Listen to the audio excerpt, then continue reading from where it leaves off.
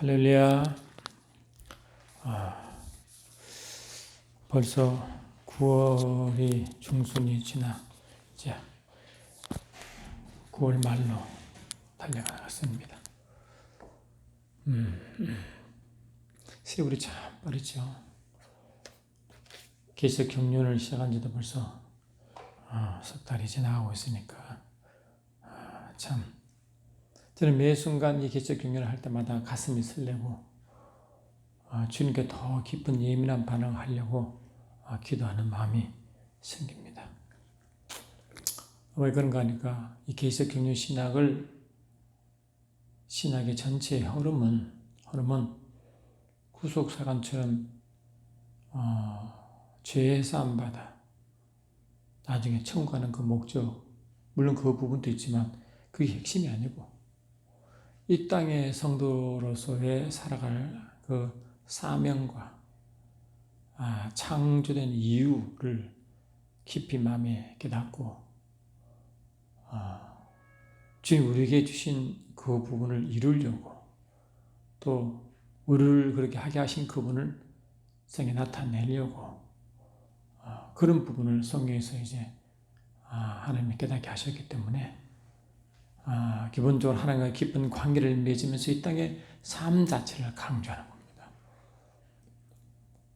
지난 시간에도 이렇게 했죠. 이제 성경의 전체의 구조를 이제 구속사관적에서는 창세기 3장부터 다시 말하면 인간을 구원시켜 죄사함받게 하여 구원시키게 하는 그 부분, 그래서 그를 위해서 예수가 오신 부분을 구속사관에서는 계속 다루죠. 그래서 이 구속사관은 어쩔 수 없이 창세기 3장부터 시작할 수밖에 없습니다. 그래서 이 구속사관을 보기 때문에 그 제사함 받는 이야기를 쭉 하고 그 제사함을 위하여 오실 예수 오실 이야기를 계속 이제 각 구속사관 하에서 성경을 보는 거죠. 쫙 보는 거죠. 물론 그런 부분이 있습니다. 왜냐? 인간이 타락했으니까요. 또 예수께서 오신 이유가 인간을 죄에서 구원하는 부분이 분명히 있으니까요. 근데 창세기 3장 이전에는 그러면 예수가 오시기로 되어 있지 않나요? 죄의 문제, 십자가의 확정 문제는 창세기 3장이지만 그럼 죄가 없기 전에, 악이 없기 전에 그러면 십자가가 아직 계획되지 않은 그 이전에는요. 창세기 1장, 2장 또 그 이전은요. 그전에는 그러면 예수가 오실 이유가 없나요? 이 다음 시간에는요, 이 기독교 신학의 전체 신학 체계에서 하나님의 작전 부분, 하나님의 그 믿음과 열심 부분, 또 그를 이룰 수 있는 그 부대처기 안에서의 역사인 교회와 예수의 그 부분을 쭉 다시 한번 정리하면서 이제 다시 핵심을 찝으려고 합니다. 그래서 이번 시간도 중요하지만 다음 시간은 더 중요하기 때문에 여러분은 그를 꼭 놓치지 말고 들었으면 좋겠습니다. 그래서 예수님은 인간이 죄를 지었기 때문에 오실 필요가 생긴 것이 아니고 창세기 3장에 죄가 발생하고 로마서 5장 12절처럼 죄가 한 사람으로 말미암아 세상에 들어오고 그 죄로 말미암아 사망이 왔으므로 영원한 하나님의 생명이 끊기진 그 상태에서 또 한 사람 말미암아 죄에서 어인되게 한 그 사건은 분명히 있습니다. 왜? 창세기 3장이 있으니까요. 그런데 창세기 3장 죄와 악이 발생하기 전에 예수님은 그와 상관없이 원래 예수님 오시기로 되어 있습니다. 그래서 그 부분을 이제 베드로서에 분명히 이제 말씀하고 있는데 그 부분을 다시 나중에 정리하여 전체적 관점에서 다시 말씀을 드리도록 하겠습니다. 하여튼 예수님은 창세전부터 오시기로 되어 있습니다. 창세전부터 이미 오시기로 되어 있고 그 창세전에는 아직 죄도 악도 없는 상태이기 때문에 분명히 예수님은 죄와 상관없는 그 무엇을 이루러 오셨거든요. 그 무엇을. 그것이 뭐게요? 그 아버지의 뜻과 계획이겠죠, 당연히. 뜻과 계획이겠죠. 그래서 오늘은 영성 부분을 같이 좀 다루려고 합니다. 지난 시간에 구속사관이 아닌 하나님의 계시적 경륜사관에서 성경 전체 구조를 말했습니다. 그러니까 이 경륜사관은, 이 계시적 경륜사관은 기본적으로 피조세계와 하나님과의 관계성을 강조하는 것입니다. 왜냐? 이 영생이라는 부분이 디도스 1장 2절처럼 이 영생 부분이 영원줄 하나님이 약속하셨거든요. 그 영원줄에 약속하신 영생은 십자가의 죄의 문제를 다루기 위한 영생이 아닙니다. 죄도 악도 없는 상태에서 약속하신 것이기 때문에 이 영생은 죄인으로서의 영생이 아니라 원래 죄가 없는 상태, 딱 의인으로서의 영생의 삶인 것입니다. 의인으로서 죄가 없는 상태에서 의인으로서의, 다시 말하면 성경적 단어로는 하나님 백성, 하나님 자녀로서의 삶을 말하는 것입니다. 그걸 약속하신 것입니다. 그러니 죄를 가장하지도 않고 악을 가장하지도 않는 그 상태에서의 영생을 약속한 것이기 때문에 그 영생은 우리가 어떻게 말했어요? 요한복음 10장 3절에 분명히 우리가 여러 번 말씀드렸잖아요. 영생이라 하면 뭐라고요?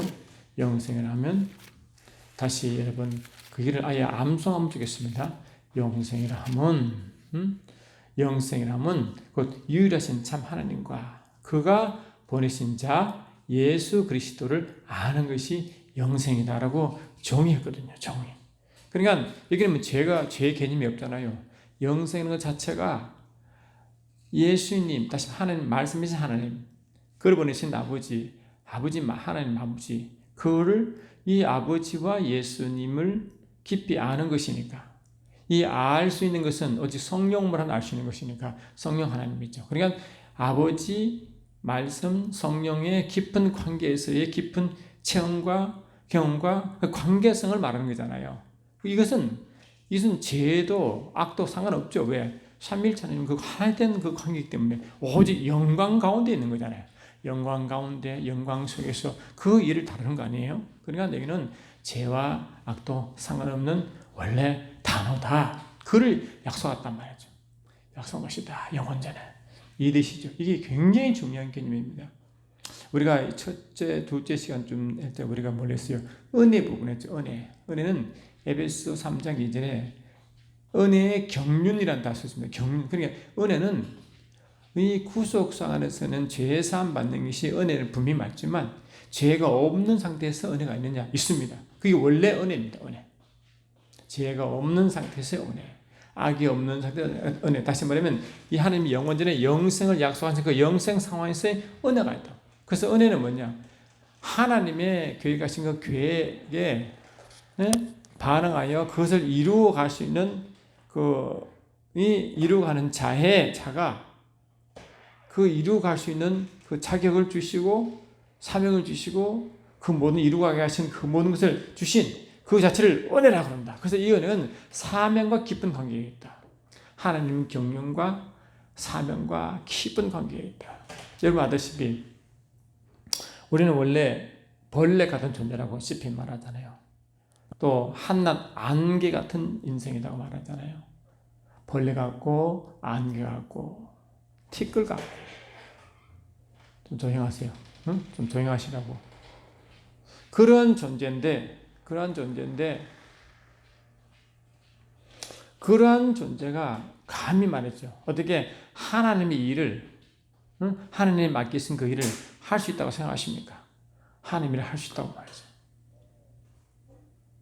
근데 하나님은 맡겼대요. 그걸 할 수 있도록. 그래 하나님이 계획하시고 뜻하신 바를 맡겨 행하도록 자격을 부여하시고 능력을 부여하시고 그 모든 것을 주셔서 그를 감당하게 하신 그 자체가 은혜인 것입니다. 그래 은혜는 죄와 악과 원래 상관없는 상태에서 주신 그것이 원래 은혜인 것입니다. 그래 그것을 보고 경륜의 은혜다. 경륜의 은혜다. 경륜을 이루어가는 그 사명을 주시고 이루도록 하신 것을 다 행하신 그 자체가 하나님의 은혜다. 그래서 은혜다. 그래서 우리가 구속 사관에서의 다루는 은혜와 구속 사관에 다루는 그 영생의 의미와 계시적 경륜 상황에서 다루는 영생과 은혜는 근본적으로 다릅니다. 근본적으로 다르다. 할렐루야, 근본적으로 다르다. 그래서 그런 의미에서 이제 하나님과의 삼위일체 하나님과 깊은 관계성, 구약에서 세 가지 주제가 있다고 그러죠. 셔마 이스라엘, 셔마 이스라엘, 이스라엘아 돌아오라. 슈브 이스라엘, 이스라엘아, 셔마 이스라엘, 이스라엘 들으라. 슈브 이스라엘, 이스라엘아 돌아오라. 샴마 이스라엘, 이스라엘아 함께 있자. 그것이 구약의 굉장히 중요한 하나님의 세 가지 메시지라고 말씀드렸어요. 그러니 하나님의 목적은 뭐냐? 하나님 백성과 함께 여호와 샴마가 이루는 것이다. 임마누엘 이루는 것이 하나님의 바람이었습니다. 그러면 함께 있는 것이 뭐예요? 다시 말하면 아버지와 말씀과 성령이 하나 되어 있는 것 아니겠어요? 바로 그게 영생의 상태죠. 영생의 상태. 그러면 영생의 상태가 되면 하나님의 삼위일체를 깊고 믿고 또 체험하고 깊은 관계에서 이루는 그것이 되면 어떻게 되겠어요? 그렇게 한 자만이 이 피도자 이 세상에 그렇게 하게 하신 분을 나타냅니다. 증거합니다. 그분을 또 표현합니다. 그게 계시라는 것입니다. 계시. 삼위일체 하나님의 계시. 계시. 리버레이션이죠. 그래서 이 계시자는 그 삼위 계시하게 하시는 그분과의 관계성이 제대로 되어 있지 않으면요, 계시 사명을 감당할 수가 없습니다. 마태복음 11장 27절에도요 그 말 나오잖아요. 마태복음 11장 27절에서도 뭐라고 말했어요? 내 아버지께서 모든 것을 내게 주셨으니 아버지 외에는 아들을 아는 자가 없고 아들과 또 아들의 소원대로 계시를 받은 자 외에는 아버지를 아는 자가 없다 하잖아요. 그러니까 아버지 외에는 아들을 아는 자가 없고 아들 외에는 아버지를 아는 자가 없는데 아버지와 아들 관계가 어떤 관계입니까? 깊은 관계잖아요. 깊은 관계 아닙니까? 그래서 아버지를 아는 자만이 아들밖에 없고 동시에 아들을 안 하고 아들이 이해하는 자는 아버지밖에 없기 때문에 아버지를 또 아는 자가 아들의 소원대로 계시를 받은 자가 아버지이기 때문에 아버지를 아는 자가 누구다? 첨대 아들과 또 아들의 소원대로 계시를 받은 자. 이게 뭡니까? 원래 아들은 예수님, 아들의 소원대로 계시를 받은 자가 교회죠. 그러니까 결국 뭡니까? 아들이신 예수님과 그 교회만이 아버지를 안다는 거야, 안다. 그러니까 아버지를 아니까 이 바로 뭡니까? 영생이란 그 계시적 경륜 상황에서 영생의 정의대로 알기 때문에 아버지를 증거하고 또 아버지는 그 아들 예수를 이 땅에 보내셨으니까 그 아들 예수를 증거하고 말이죠. 그런 관계가 이루어지는 것입니다. 이제 이해되시죠? 그런 관계가 이루어진단 말이에요. 그러니까 이 계시적 경륜 상황에서는 근본적으로 뭐라고요? 근본적으로 삼위일체 하나님과의 깊은 관계성을 가져야만이 이루어지는 전체 흐름이 것입니다. 그걸 요구하는 것입니다. 그게 이 땅에 죽어서, 그러니까 우리가 이 땅에 삶을 다 하고 난 뒤 일이 아니라 이 땅에서의 사명을 말하는 것이다. 역할. 그 역할이었다. 그래서 그 영원전에 하나님이 그런 영생을 계획하셨고 그 관계성을 이제 하나님이 바라셨고 그걸 이루고 가는 첫 번째 상징인데 이 창세기 이 피조물의 마지막 작품이 아담이었잖아요. 아담. 그렇죠? 아담이었는데 아담이 어떤 상태입니까? 아담이 창세기 1장 26절에 뭐라 그랬어요? 창세기 1장 26절에 아담을 어떻게 해서 아담을 어떻게 한다고요? 아담을 우리의 형상대로 우리의 모양대로 우리의 형상대로 우리의 모양에 따라 이렇게 창조하잖아요. 그래서 우리가 이미 알다시피 우리는 이 하나님의 삼위일체 하나님을 이미 말씀드렸습니다. 우리는 삼위일체 하나님입니다. 삼위일체 하나님입니다. 이 삼위일체 하나님. 그러니까 삼위일체 하나님의 형상이니까 여러분 형상은 원래 잡을 수 있고 느낄 수 있는 모양이 있는 거잖아요. 그런데 삼위일체 하나님은 영이시기 때문에 영은 모양 이런 개념이 아니잖아요. 그러면 왜 이 영적인 단어를 이 형상이란 이런 물질 세계의 개념으로 설명할까요? 다시 말하면 보이지 아니하신 하나님을 보이는 것처럼 묘사하고 표현하는 그 기능이잖아요. 안 그래요? 그러니까 이 형상은 기본적으로 삼위일체 하나님의 속성을 말하고 신성을 말하는 그 모든 부분인데요.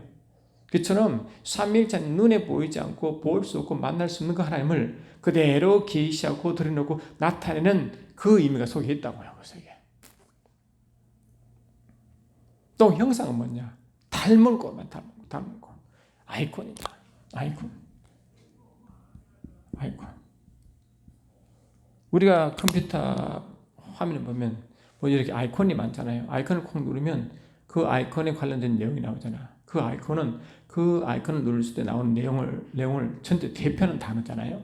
그처럼 우리가 이 아담은 삼위일체 하나님의 아이콘이기 때문에 아담을 콕 누르면 삼위일체 하나님의 신성과 모습을 드러내는 것입니다. 나타냅니다. 그러니까 이 아이콘은 하나님을 담다는 의미고 꼭 눌렀을 때 나타나는 그 전체 이야기를 뭐냐?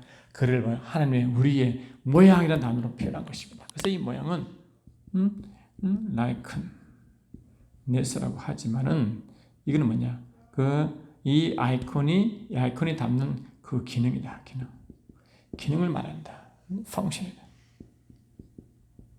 그러면 기능이라는 것은 그렇지 뭐겠어요? 바로 다시 말하면 사명을 말해. 사명이다. 해야 할 일이다. 그래서 아담은 이미 그 속에 삼위일체 하나님을 닮았고 그대로 하는 삼위일체를 그대로 닮았고 하나님의 삼위일체 하나님의 신성을 지녔고 이 사도 요한 말로는 요한일서 3장 9절에 하나님의 씨를 지녔고 씨를 마시다. 하나님의 씨다. 하나님의 씨다. 씨를 지니고 같은 말이잖아요. 그래 하나님의 씨를 지닌 자가 살아갈 그 이유, 왜 그렇게 씨를 지니게 한 이유가 뭐냐?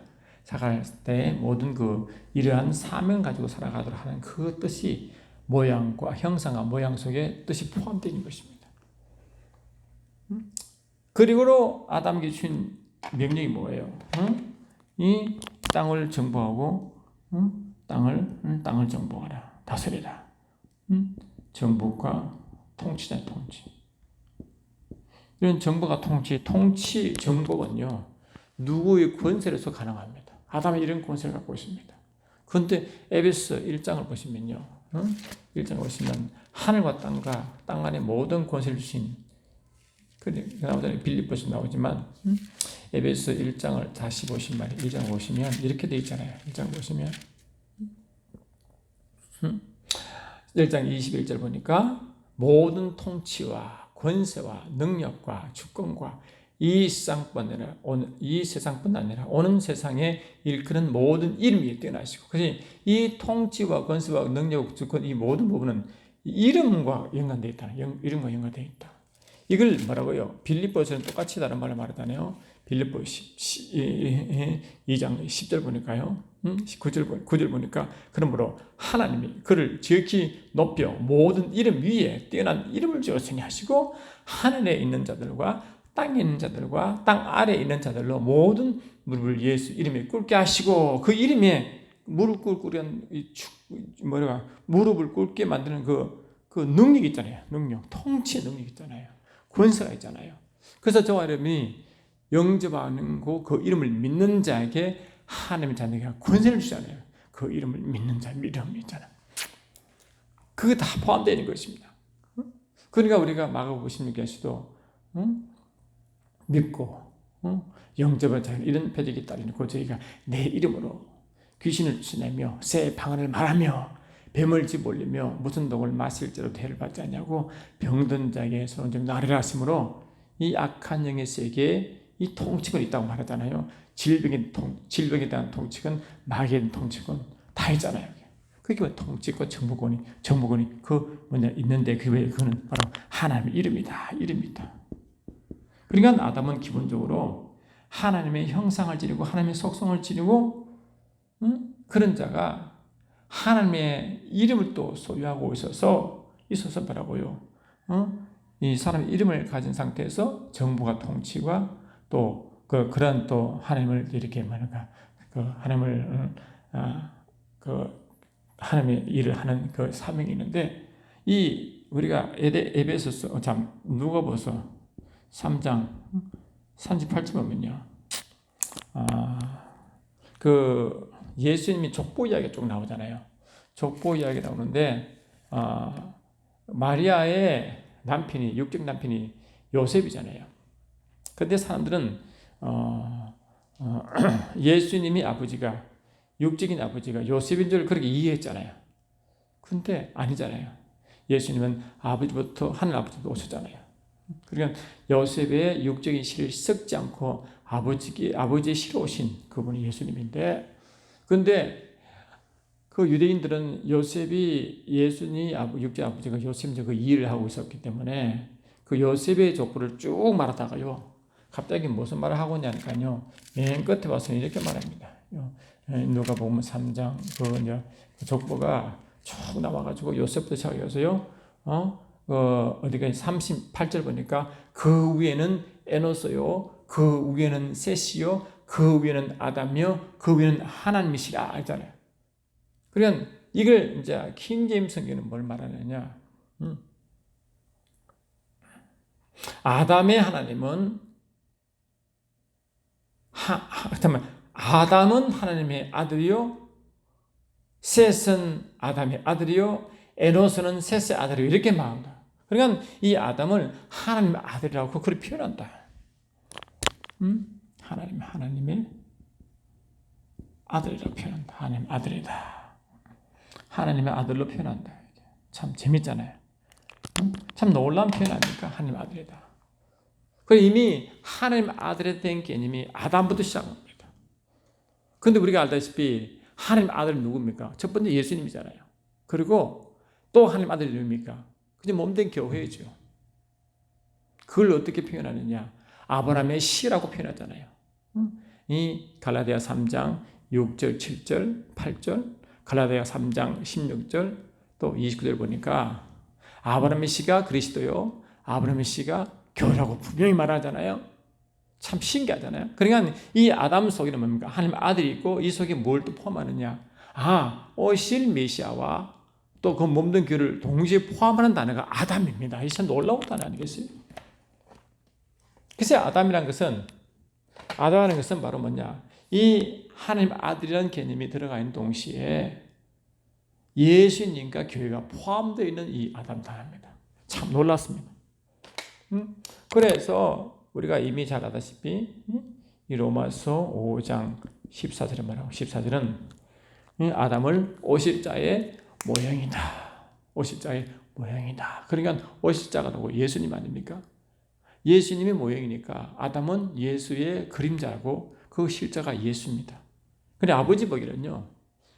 아담만 보입니다. 아담은 뭐냐? 그 첫째 오실 메시아를 인도하고 오실 메시아를 오실 메시아를 길을 예비하는 그 첫사람 아담과 실제로 오신 그 예수 아담, 그 두 아담은 보이는 것입니다. 그리고 교회는 뭡니까? 아담의 형상을 담은 그런 마지막 아담의 형상을 담은 그런 교회물이 그 첫 아담과 비슷하죠. 그런 모양으로 보입니다.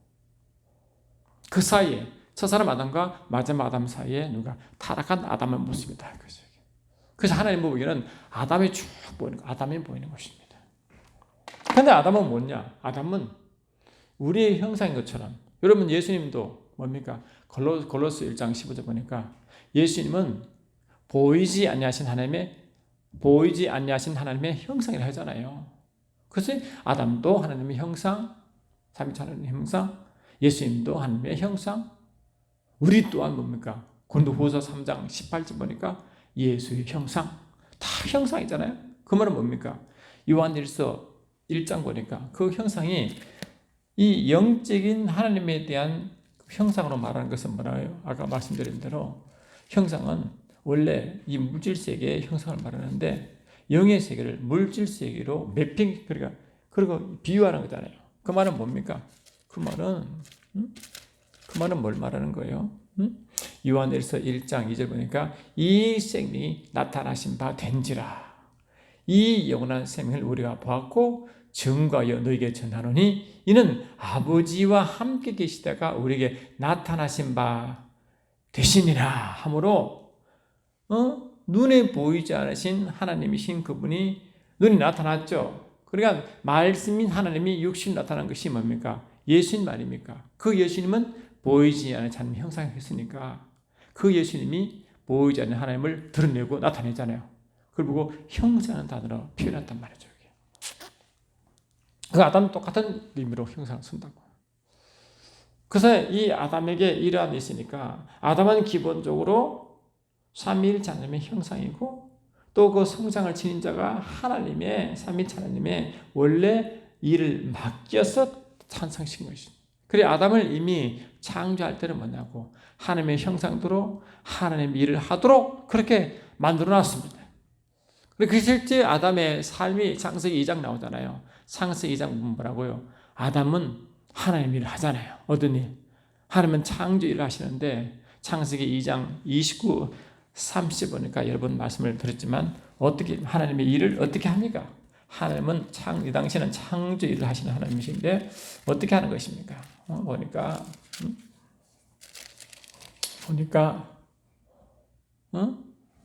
하나님이 어떻게 하신다고요? 하나님이 여호와 하나님이 흙으로 각종 들짐승과 공중의 각종 새를 지으시고 아담이 무엇이라 부르나 보시려고 그것들을 그에게 이끌어 가시니 아담이 각 생물을 부르는 것이 곧 그 이름이 되었더라 이러잖아요.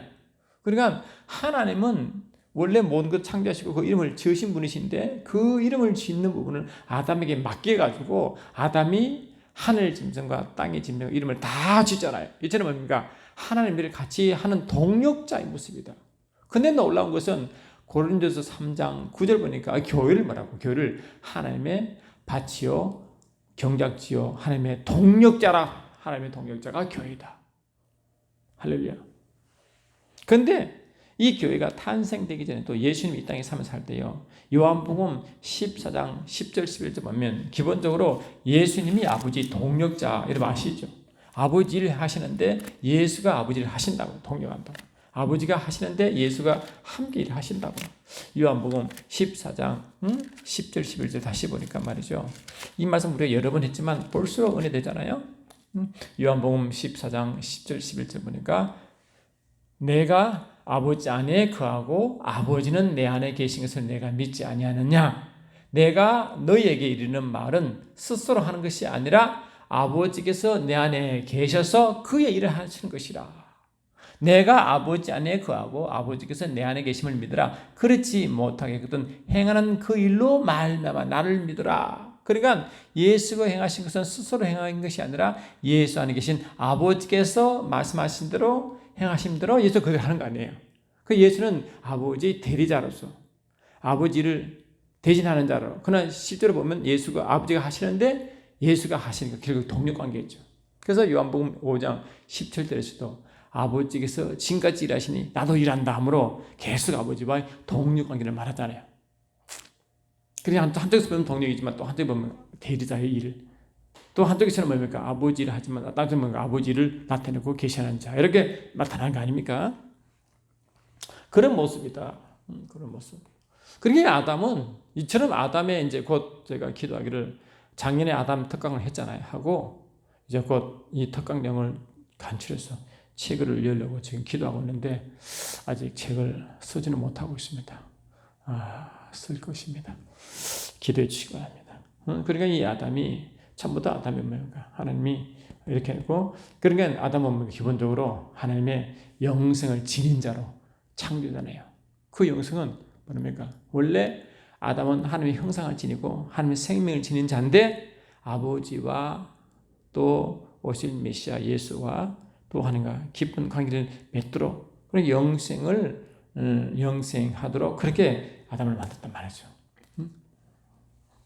그래서 아담은 실제는요 원래 영혼육 창세기 2장 7절 보니까 하나님 흙으로 사람을 지으시고 그 후에 생기를 부르노니 생혼이 되는데 그 생혼이 혼이고 생기가 영의 세거든요. 생명, 성령과 그 영이거든요. 그리고 또 육체는 흙이니까요. 기본적으로 이 아담 사람은 기본적으로 영혼육으로 원래 만들어졌고 하나님과 깊은 관계에서 만들어졌습니다.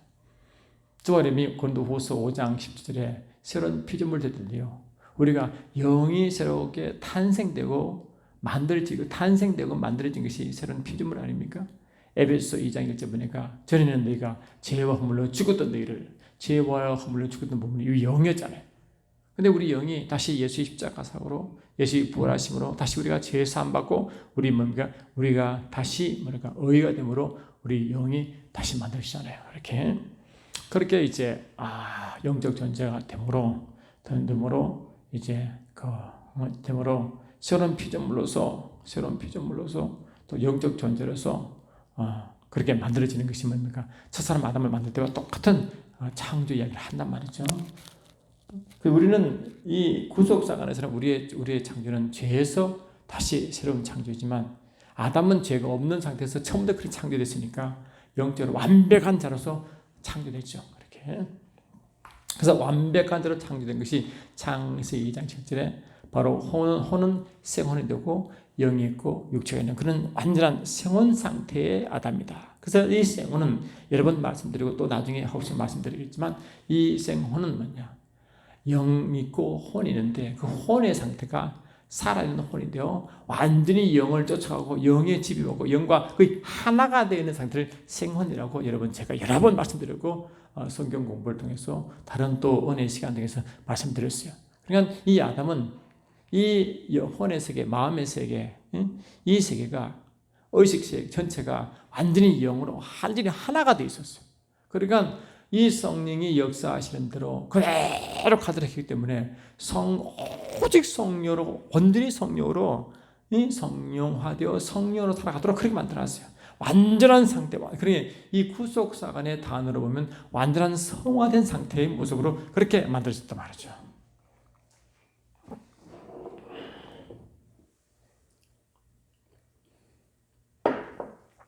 완전한 성화된 상태로 그 만들어진 상태가 아담이었다. 그래서 아담은 영혼육이 완전한 상태로 만들어진 완전한 성전으로서 예수님이 이 요한복음 2장 21절에 예수님이 성전이잖아요. 예수님도 영혼육 완전한 분이잖아요. 사람으로서는 완전한 인간 아니겠어요? 예수님은 완전한 하나님이시다 완전한 인간하고 말고 계시잖아요. 그러니까 완전한 인간으로서의 성전. 아담도 완전한 인간으로서의 성전. 같은 이제 완전한 성전의 모습으로 기어집니다. 역대하 2장 1절 보니까 솔로몬이 하나님의 성전을 지을 때 하나님 이름을 모신 곳이 성전이라고 했잖아요. 그러니까 이미 아담도 통치권과 지배권이 있는 거기서 하나님 이름을 묘사했고 예수님도 원래 하나님의 아버지 이름을 모신 자였고 교회도 뭡니까? 하나님 이름을 모시니 고린도서 3장 16절에 성전이 되었고 그래 이 성전 개념은 기본적으로 하나님 이름을 모신 자가 성전이 되는 것입니다. 할렐루야. 그래서 이 시편 교주도 뭡니까? 성전에 하나님이 계시니 성이 요동하지 않다고 되잖아요. 이게 다 거기 돼 있다. 권세가 있거든요. 저기 어떻게 할 수가 없던 상태가 아닙니까? 그래서 이 아담은 기본적으로 이런 죄와 악이 없는 상태에서 영생의 삶을 사도록 지어졌고, 그리고 영생의 삶을 사도록 함으로 하나님을 같이 하는 동력자, 동시에 하나님을 삼위일체 하나님을 계시하는 자 위치로 서가 있다. 그렇게 써 있다. 그래서 아담의 영성은 뭡니까? 아담의 영성은 엄청난 영성이다. 오늘 우리 주제가 영성인데요. 이 영성은 뭐냐? 근본 영성은 우리가 이미 잘 알고 있다시피 예수를 완전히 닮는 거잖아요. 근데 예수를 닮는다는 말은 이미 영적 세계에서는 예수를 영적으로 닮아 있어요. 그런데 영혼의 전체를 주님 보시기 때문에 왜냐 우리가 이미 이사야 53장 5절에 신적 교환이 이루어졌잖아. 다시 말하면 이사야 53장 3절 보니까 이렇게 돼 있잖아요. 이사야 53장 3절 보니까 53장 5절 보니까 그가 찔리면 우리의 허물 때문이요 그가 상함은 우리의 죄악 때문이라. 그가 징계를 받음으로 우리는 평안을 누리고 그가 채찍에 맞음으로 우리가 남을 얻었다 하므로 그분이 찔리고 그분이 상함은 우리의 허물과 죄악이니까 영의 세계, 영의 모든 저주를 담당한 사건이잖아요. 영의 모든 저주를 담당하셨다. 십자가. 동시에 뭡니까? 그가 징계를 받으면 우리가 평안을 누리니까 이 평안은 혼의 세계 아니에요. 혼의 모든 저주가 해결된 상태입니다. 동시에 뭡니까? 그가 채찍의 맞음으로 우리가 나음을 입었다. 다시 말하면 그분이 십자가 상태, 채찍의 상태로 채찍의 맞음으로 우리가 육체의 모든 저주가 떠나간 상태입니다. 그러니 영혼, 육의 모든 저주가 십자가에서 다 뭔가 떠나가고 예수님 것으로 대치되어 버린 것입니다. 그리고 우리 영혼은 뭡니까? 다 이 깨끗한 바닥 때문에 이 하늘에서 이루어졌기 때문에 이미 하늘에서는 영혼의 전체가 완전한 상태로 이미 된 겁니다. 그럼 그걸 어떻게 누리느냐? 이 땅에 온전히 성령으로 따라갈 때 성령의 인도받고 육을 죽이고 혼의 세계를 이제 그 자를 거부하고 이 혼의 세계를 이제 육의 세계를 죽이면서 혼의 자기 자와 생각을 내려놓고 오직 성령과 영을 쫓아갈 때 누리게 되기 때문에 그 상태가 아담이 창조될 때 창세기 2장 7절에 생원 상태를 했잖아요. 생원 상태가 될 때. 그때 완전 누리게 되는 것이죠. 완전 누림이에요. 그래서 저와 여러분의 삶은 이 땅에서 완전 누림의 상태인데 어떤 누림이 있냐?